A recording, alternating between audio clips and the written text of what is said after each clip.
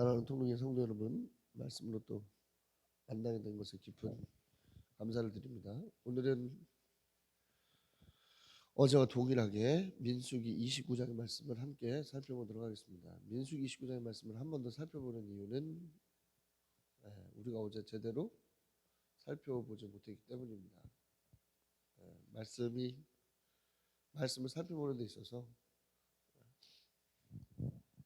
우리의 최선을 다해서 말씀을 살펴보지 못하고 넘어간다면 그거는 그냥 우리가 매일 아침마다 하는 일들이 어떤 습관적이고 어떤 율법적인 그런 일들이라고 하는 것을 스스로 고백하는 그런 부분이라고 볼 수밖에 없기 때문에 오늘 다시 한번 이 부분들을 좀 제대로 살펴보면서 이 말씀이 우리에게 주시는 의미들을 되새겨보고자 합니다. 아무튼 이러한 의미가 오늘 온전히 살아날 수 있게 되기를 바랍니다.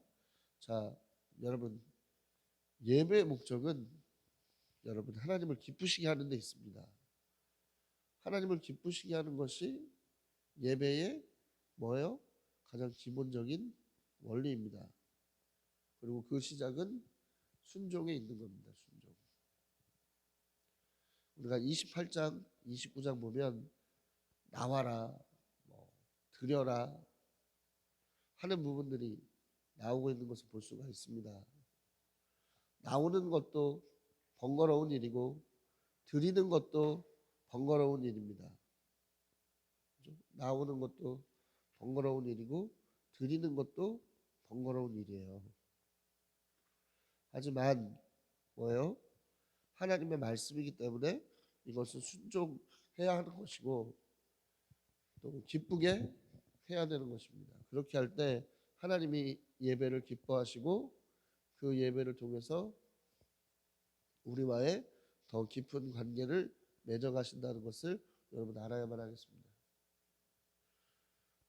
아무튼 이러한 예배에 대한 기본적인 생각을 가지고 말씀으로 더 들어가 보도록 하겠습니다. 첫 번째 단락입니다. 1에서 6절 신년제사입니다. 신년제사. 자, 일곱째 달 초하루에 거룩한 모임을 모이라고 말씀합니다. 일곱째 달 초하루. 자, 일곱째 달 초하루는 무슨 의미를 갖고 있냐면 유대인의 1년은 일곱째 달부터 시작합니다.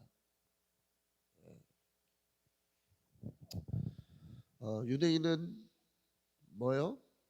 우리와는 좀 다른 기준의 달력을 갖고 있어요. 달력으로 보면 일곱째 달이 바로 9월, 우리로 따지면 9월인데요. 9월에 해당하는 때인데 그때가 바로 1년의 시작으로 여긴다는 거예요. 이것은 이스라엘의 어떤 그런 전통이죠. 미시나 율법서에 따른 율법서에 따른 것은 아니죠. 하나님께서 주신 것이고 이러한 부분들은 미시나 율법서에 잘 기록되어져 있는 것을 볼 수가 있습니다. 미시나 율법. 자, 미시나라고 하는 것은 무엇이냐면 구전된 율법을 모아서 문서화한 거예요. 다시 말하면 랍비마다 이야기한 것들이 있고, 그렇죠? 또 율법을 상황에 따라서 이렇게 적용했던 부분도 있고 저렇게 적용했던 부분들이 있고 각각의 어떤 상황마다 그런 게 있을 거 아니겠습니까? 그러한 부분들을 다 집대성해서 기록한 책이에요. 무려 6부에 걸쳐 63개의 논문과 소책자로 구성되어 있는 책이라고 합니다. 그러니까 그들 나름대로는 뭐예요? 우리가 성경책을 우리의 삶의 표준으로 여기듯 당시 이스라엘 사람들은 뭐예요? 이 미시나라고 하는 것을 그러한 것으로 여겼다는 겁니다. 마가복음 7장 3에서 15절을 보면 예수님께서 장로들의 전통을 강하게 비판하신 바가 있는데 바로 그 장로들의 전통이 바로 이 미시나 율법서를 가리키는 것이다라는 것을 알아야 되고 또 이 미시나 율법서가 나중에 기록되는 탈무드의 기초가 된다는 사실도 알아둬야 되겠습니다. 아무튼 미시나력이라고 하는 것을 사용하고 이 미시나리에게 따르면 9월이 뭐죠? 하나님 그들한테는 첫 해라는 거예요. 첫 뭐요? 첫 달. 그 해의 첫 달이라는 것을 알아야 될 필요가 있습니다. 그러니까 뭐 1월 달이라고 생각하면 안 돼요. 아무튼 새해의 첫 달을 그리고 첫날을 어떻게 하라고 말씀합니까? 하나님 앞에 예배하라고 말씀하고 있죠. 예배하라고 말씀하고 있습니다. 자, 중요한 것은 뭘 하라고 얘기해요? 나팔을 불라고 얘기합니다. 나팔. 그래서 이걸 다른 말로 하면 이 절기를 다른 말로 나팔절이라고 불러요. 나팔절. 자, 나팔을 부는 것은 세 가지의 어떤 그런 상황에서 나팔을 불었습니다.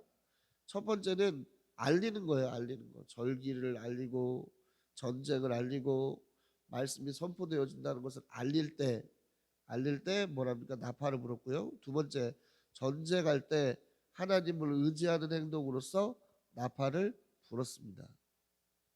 세 번째는 뭐예요? 하나님의 나타나심과 하나님의 위엄을 알릴 때 또 뭐예요? 나팔을 불었어요.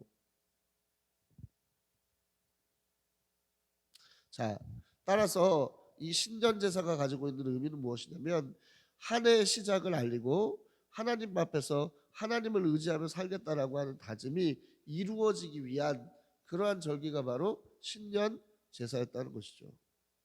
한마디로 말하면 한 해 동안의 우리의 삶에서 다시 새로운 한 해 동안의 삶으로의 갱신이 이루어지는 그러한 때라는 것을 알 수가 있는 것입니다.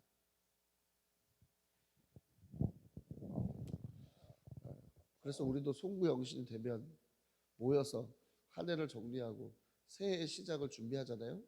그것과 같은 역할을 한다는 것이죠. 또 한 가지 우리가 이 신년제사를 통해서 알아야 될 것은 무엇이냐면 하나님께서 갖고 계시는 첫 것에 대한 특별한 관심을 우리는 또 알아야 됩니다.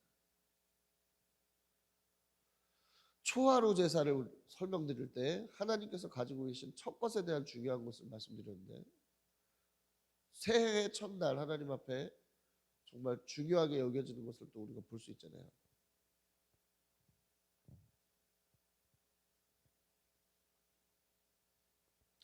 첫 소출 뭐 이런 거 드리는 것부터 해서 하나님께서 가지고 계신 첫 것에 대한 그런 어떤 깊은 관심을 우리는 기억해야만 하겠습니다. 그래서 우리의 시작을 하나님 앞에 온전히 드리는 것을 통해서 우리의 마음이 새로워지고 또 뭐예요? 하나님께서 우리와 함께 하심, 하나님께서 우리를 도우심을 온전히 경험할 수 있게 되는 그런 은혜가 우리 가운데 주어져야 되겠습니다. 바라길 이러한 은혜들이 온전히 여러분들 가운데 새겨질 수 있게 되기를 바랍니다. 두 번째 단락입니다. 7절에서 11절의 말씀입니다. 7절에서 11절 속죄일이에요. 속죄일. 자, 이 속죄일은 일곱째 달 열흘날, 그러니까 일곱째 달 10일에 열리는 그러한 절기죠. 중요한 것은 뭐예요? 성회로 모이고 고행을 해야 되고 일은 하지 말아야 되는 그러한 절기입니다. 여기서 고행이란 뭐겠습니까?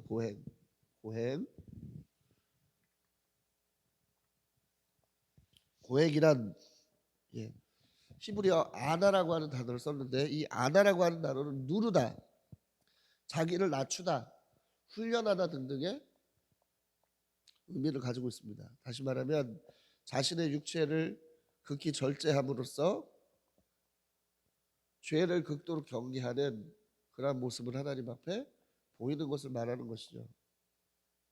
왜? 이 절기 자체가 뭐하는 절기이기 때문에 우리의 죄가 하나님 앞에, 이스라엘 공동체의 죄가 하나님 앞에 온전히 씻겨지는 그러한 날이기 때문에 그렇습니다. 고행을 하기 때문에 육체적으로는 가장 힘든 그러한 절기일 수 있겠습니다만은 영적으로는 가장 좋은 날이 될 수 있는 것이 바로 이 속죄일의 절기인 것이죠.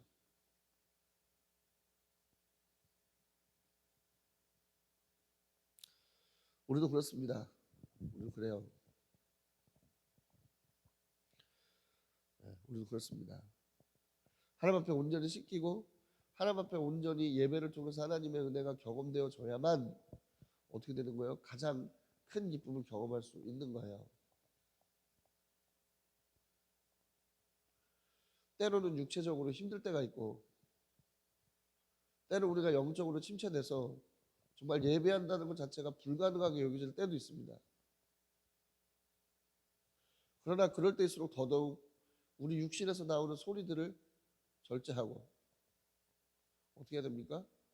하나님의 은혜 앞으로 나아가면 하나님의 그런 어떤 씻겨주시는 은혜를 통해서 육체적으로 힘들지 모르겠으나 영적으로는 가장 기쁘고 행복한 그런 은혜를 경험할 수가 있다는 것을 여러분 기억하시기를 바랍니다.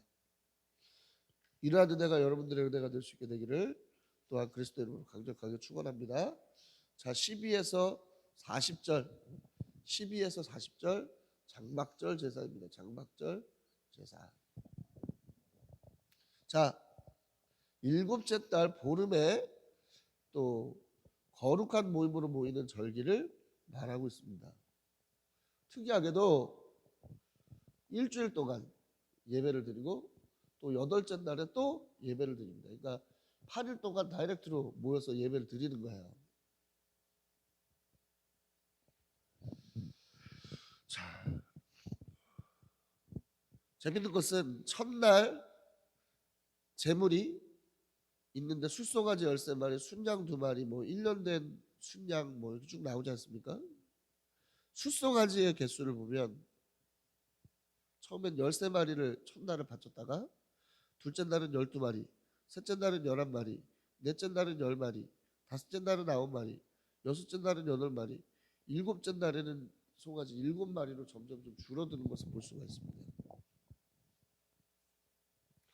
계속적으로 10마리면 10마리지 왜 점점점 이렇게 줄어들도록 하셨을까? 왜 점점점 줄어들도록 하셨을까요? 뭐 정확한 이유를 알 수 없습니다. 성경에 나와 있지 않기 때문에 모든 것이 다 추정일 뿐이에요.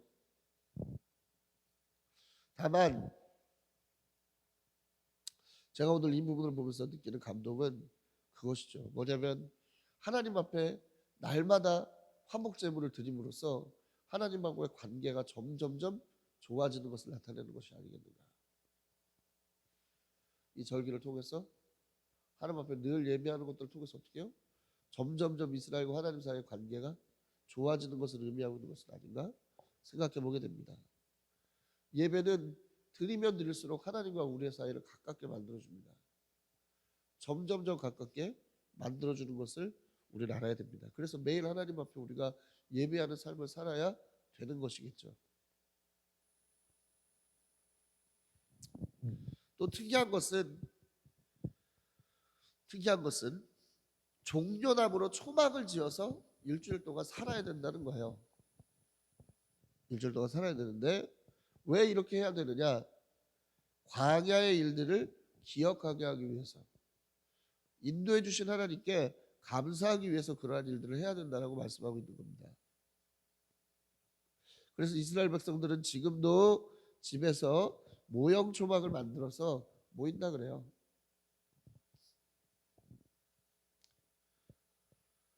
예, 절기란 하나님을 만난다라고 하는 것은 이런 겁니다. 우리에게 주셨던 은혜들을 기억하고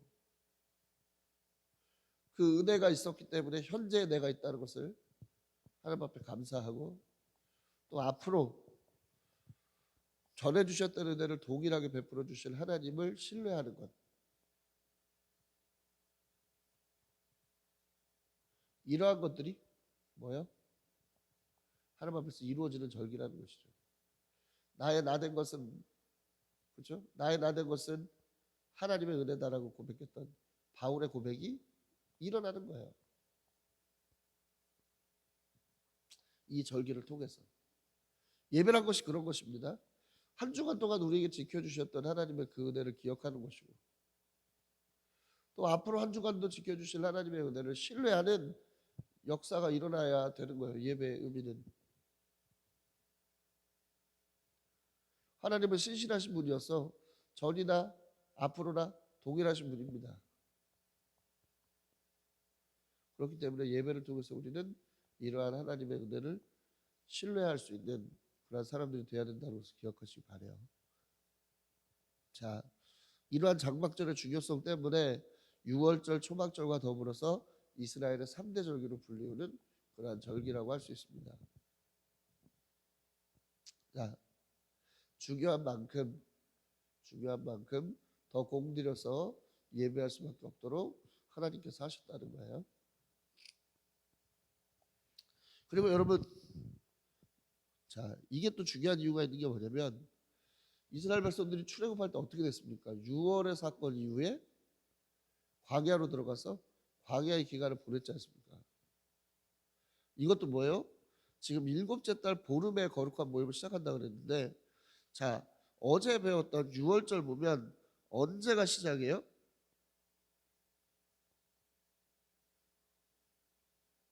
예. 언제가 시작입니까? 6월절 보면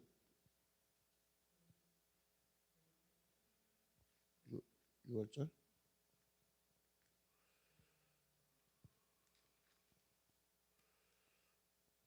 6월절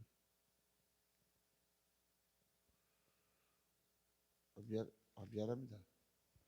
6월절은 첫째 달이네요. 첫째 달. 자, 6월절이 첫째 달이죠. 절기도 어떻게 구성됐어요? 6월의 사건이 있고 난 뒤에 그쵸 광야의 것들을 기억하게 하는 절기가 구성되어 있죠. 그러니까 예배라고 하는 것은 하나님의 흐름 하나님께서 어떤 그런 계획하고 계시는 흐름 속에서 이루어진다는 것을 알 수가 있는 거예요.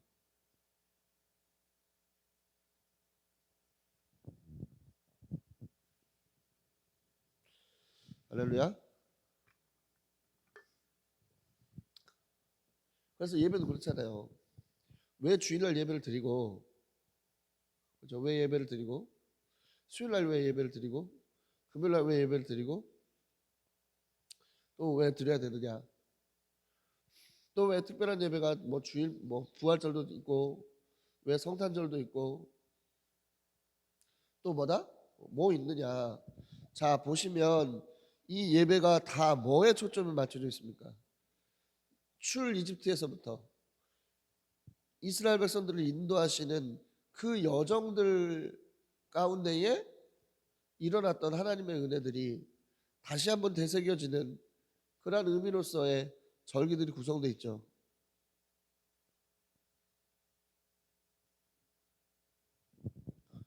마찬가지로 뭐예요? 모든 예배도 뭐예요? 지금 우리가 드려지고 있는 예배도 뭡니까? 예수 그리스도를 중심으로 해서 예수 그리스도의 성육신과 부활을 중심으로 해서 예배가 구성되어 있는 거야. 그러니까 이 이스라엘 백성들은 1년의 예배를 잘 순종해서 따라오다 보면 뭘 경험하게 되는 거예요? 결론적으로 우리를 광야에서 이끌어내신 하나님의 은혜. 그래 6월절 사건을 통해서 우리를 인도하셨던 하나님의 은혜. 그렇지. 하나님 앞에 우리의 죄가 깨끗해져야 되고 그런 하나님 은혜 생각하면서 또 이 모든 소출들이 하나님께서 우리를 이집트에서 인도하셔서 가나안이라고 하는 하나님의 비전의 땅에 보내주셨기 때문에 가능한 것이지라고 하는 깨달음. 그러면서 광야를 기억하면서 늘 광야를 기억하면서 하나님 앞에 감사하는 그러한 마음들이 쭉 연결되어 있는 것처럼 예수 그리스도의 부활로부터 출발한 교회는 예수 그리스도의 부활을 시작으로 해서 뭡니까? 예수님의 나심까지 온전히 우리가 예배를 하나님 앞에 드릴 때 절기를 따라서 예배를 드릴 때 뭘 깨닫게 되는 거예요? 예수님께서 베풀어 주신 은혜, 예수님께서 행하신 일들을 우리가 온전히 경험하게 되는 그런 역사가 일어나는 겁니다.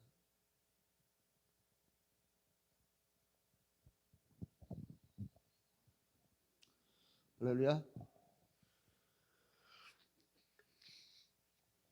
온전히 일어나게 되는 거예요.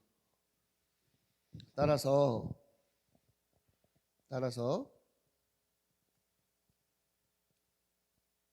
예배한다는 것은 하나님이 예배하라고 할 때 예배하는 것은 너무너무나 중요한 문제이고 중요한 일이라는 것을 우리는 알아야 하겠습니다. 자, 그래서 하나님께서는 절기를 정하시고 정한 날에는 반드시 예배하라고 말씀하신 거예요. 그리고 성도들은 이것에 하나님의 백성들은 이 하나님의 명령에 순종할 때 하나님께서 베푸시는 은혜들을 온전히 경험할 수 있게 되는 것임을 여러분 기억하십시오. 자, 보시면 알겠지만 일곱째 달에 절기가 아주 모여 있는 것을 볼 수가 있죠. 일곱째 달에 절기가 모여 있잖아요. 오늘 살펴본 예배만 해도 전부 다 일곱째 달에 모여 있어요. 그죠? 전부 일곱째 달에 몰려 있습니다. 오늘 살펴본 것만 해도. 그럼 자 볼까요? 1일 날 신년 예배 드려야 되지. 10일 날 뭐 해야 됩니까? 속죄일 지나야 되죠. 15일부터 8일 동안이나 무려 뭐 해야 됩니까? 창막절기 보내야 되잖아요. 사실상 한 달 내내 성전을 중심으로 해서 예배 드리는 일들이 계속적으로 일어나야 되는 상황이라는 거야. 이게 가능한 것은 이 시기가 이스라엘 지역에서는 계절적으로 노강기라고 합니다. 노강기이기 때문에 집중적으로 예배하기가 가능하다는 겁니다. 따라서 하나님께서는 뭐 하고 계신 거예요? 이스라엘 백성들을 배려하시고 이스라엘 백성들에게 사랑을 보여주고 계신 것이죠. 예배는 하나님의 사랑의 표시입니다. 성도들을 부담스럽게 하고 불편하게 하는 것이 아니라 예배라고 하는 것은요 하나님의 사랑의 표현이라고 하는 것을 기억하시기 바랍니다. 그렇기 때문에 우리는 하나님의 이 사랑을 기쁜 마음으로 받아들여야 될 것이고 또 하나님 앞에 온전히 이 사랑에 동참함으로써 하나님께서 우리에게 주시고자 하시는 은혜의 의도를 온전히 이루어야 되겠습니다. 이러한 은혜들이 온전히 우리 가운데 이루어질 수 있게 되기를 그리스도의 이름으로 강력히 축원합니다.